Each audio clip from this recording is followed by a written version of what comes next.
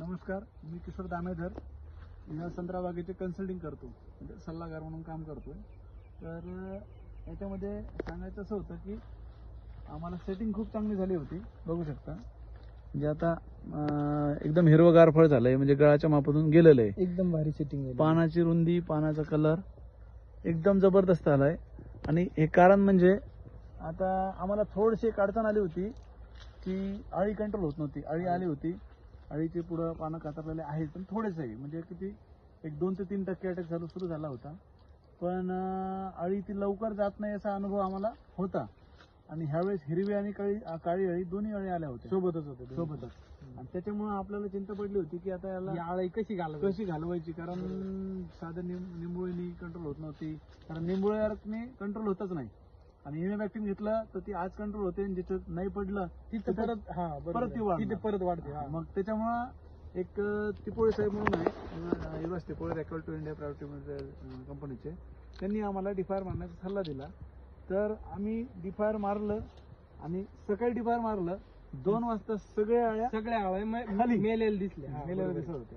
त्याच्यामुळे आपली पानं सुरक्षित राहिलेत एकदम. आणि कोणतंही पान जास्त खाल्लेलं दिसत नाही, एकदम हिरवेगार पाला आहे. त्याच्या आधी आपण एक आणि फळालाही काही त्रास झालेला नाही आपल्या अजिबात, बिलकुल नाही. आणि कळीच्या हे जे अवस्थेत असताना पानाची रुंदी जी आहे, ही जी पानाची रुंदी आहे, हिरवगार पण आहे, याला पण एक कारण आहे. भरपूर सेटिंग आहे, म्हणजे सेटिंगलाही त्रास नाही झाला. म्हणजे ह्या काळात मारलं तरी चालतंय बाबा. आणि इतका माल असून जे आपण पानाची रुंदी बघतोय ना, हे रुंदी आम्हाला एक जाणवलं की मागच्या वर्षीपेक्षा थोडी जास्त रुंदी आहे. त्यावेळेस आम्ही दुसऱ्या स्प्रेमध्ये OSA म्हणून ऑर्थोसॅलिसिक ऍसिड वापरलंय. आणि आता दुसऱ्या बऱ्याच कंपन्यांचे येते, आता रेकल्टोवाले सांगतात की आमचं OSA चांगलं आहे, म्हणून त्यांचं वापरून बघितलं तर मागच्या वर्षीपेक्षा आम्हाला थोडा फरक दिसतोय, चांगला दिसतोय, एकदम छान.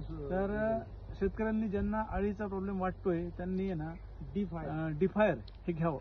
तुम्ही इमेबॅक्टिन कुठलंही घ्या, रेकल्टोच घेतलं पाहिजे असं काही नाही. आम्हाला तर सगळ्यात भारी वाटलंय. म्हणजे आम्हाला एक अजून अनुभव आहे, त्यांचा एक अनुभव आहे की न्यूट्रीगोल्ड नावाने येते रेकल्टोचं. यांना शेतकऱ्यांना एक अनुभव आला आणि काय कडवळ मधली अळी, कडवळ मधली अळी तो सुद्धा त्रास कोराजेंनी लवकर जात नाही, ती सुद्धा अळी लवकर मेली 2 दिवसाने डिफायर. तर डिफायर हे शक्यतो 2-3 स्प्रे मध्ये कंटिन्यू शेतकऱ्यांनी एक 15-20 दिवसाच्या अंतराने, तसं तर 21 दिवस त्याचा रिझल्ट राहतो. आज जवळपास किती 12-13 दिवस झाले तरी पानं 13 दिवस चांगले कडवट. हे पान अजूनही कडू आहे, एकदम कडू आहे. म्हणजे आता आम्ही जिबीला लावून पाहिलं तरी कडू आहे. तर अशा पद्धतीने याचे रिझल्ट आहे. आणि खूप पहिला तर ताण झाला, दुसऱ्या दिवशीचा फोन आला की म्हणे याला काय तुम्ही काय औषध दिलंय, मोकारच मारलाय आपण, कारण जेवण कडू आहे. जेवण 4-5व्या दिवशी त्याचे रिझल्ट बघून असं वाटलं, समाधान वाटलं की 3 दिवस त्यांना कडू लागलं, पण आता समाधान वाटतंय. बागेची पानं चांगली दिसत आहेत बाबा, अजिबात एकही पान डॅमेज नाही आपलं. धन्यवाद.